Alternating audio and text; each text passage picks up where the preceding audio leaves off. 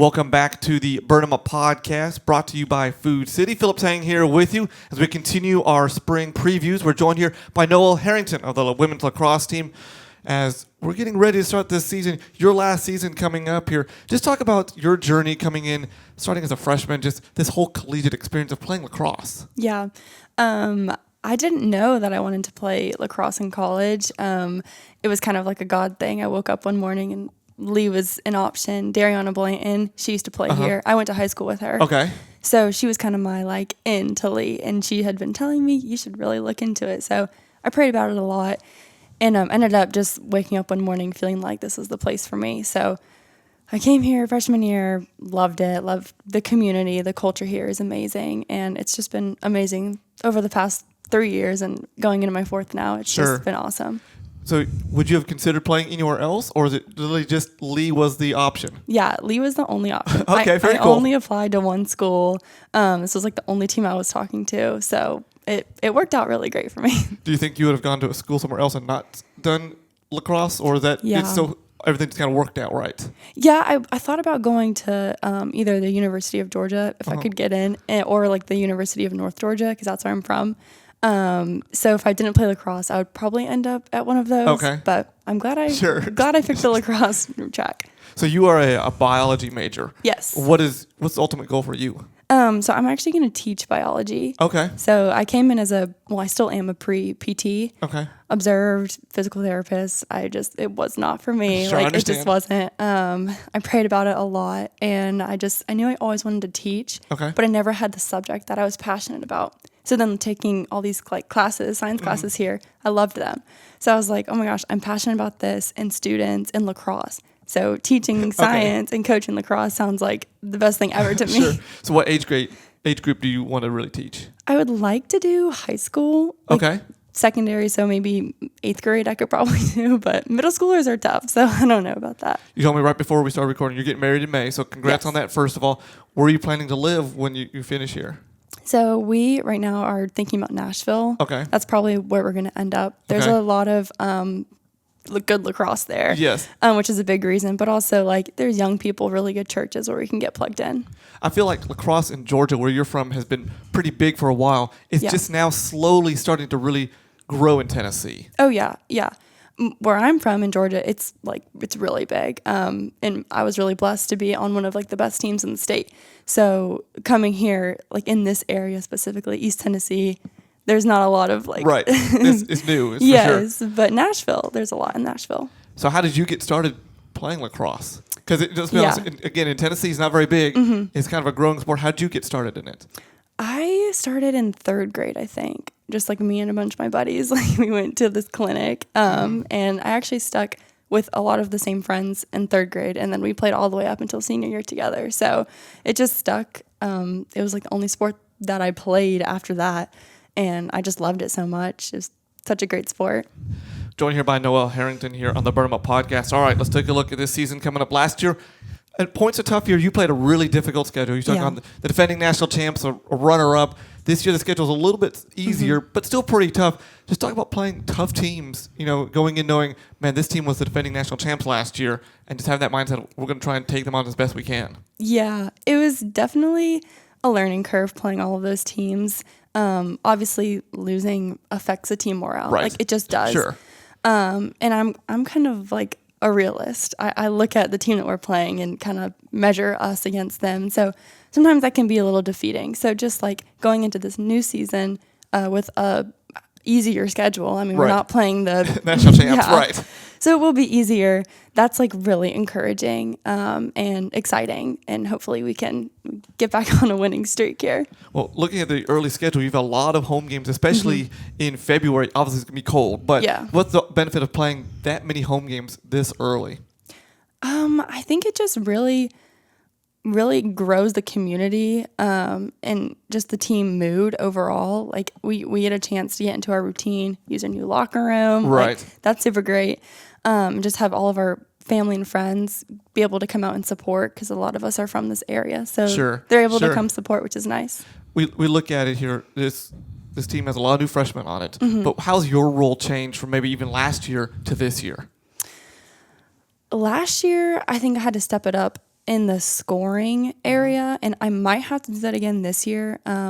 It's kind of hard to tell. I need a few more weeks to kind of tell everyone's where they're going to be at on the field. But we do have some really amazing freshmen who I totally feel comfortable with, like letting them take that drive or whatever. Because I'm not really a driver. I'm more of like a facilitator, kind of. Pass it and set it up. Yes, exactly. All right, let's take a look at some of the returners on the team that had a lot of contribution. Of course, we'll start in goal. Savannah Wiseman returned. Yes. She was a great goalkeeper her freshman year. Have you seen her improve in practice in the fall? Now this is the early part of January, getting better from last year. Yeah, Sav, she's one of my best friends. She works so hard. She runs with me 3 times a week. We go out to the field and put in the extra work. She's amazing. She's going to kill it this season. I know she will. And a couple other big returners from last year. Kylie, Taylor, Emma's back after injury from last year. Talk about some of these upperclassmen now as we get ready and their leadership. Yeah, I think there's 5 seniors, maybe 6. So, I mean, that's definitely an important role to play, especially on the field. Emma being back, that's going to be great. Having her on offense as an upperclassman to help direct and kind of facilitate the freshmen or sophomores. Kylie, I mean, she's amazing on the circle. Right. I'm glad she's not injured or anything. She's amazing. So it's good to have the upperclassmen on offense, defense, and on the circle be able to facilitate and help the freshmen and sophomores. Not that they need help, but it's just good to have more knowledge on the field. How big of a step was it going from, if you go back this far, from high school to college, and then after that first year of college to that second year, just your personal growth of, it was like, oh, wow, the high school is good, college is really good, and now I'm a little more into it. Yeah, I would say my role has changed a little bit over the course from like high school to freshman year. And, you know, I was lucky to start my freshman year here. Right. So I felt like there was a lot of expectation. So like kind of proving that and continuing that into my sophomore year, junior year, and now my senior year. It's been good. It's been exciting. And hopefully this year it'll continue to go that way. Well, you were a second team all GSC last year. You ended up with 25 goals and 11 assists. You said you're not preferred goal scorer, but you had 25 goals last year. Yeah. Just the way you're able to score sometimes, like late in games especially, seemed to really kind of help your team get a couple of wins late. Yeah. Yeah, I don't like when we're down. It bugs me, and if nothing's working on offense, like I'll just do it. And so sometimes that's just the way that it goes.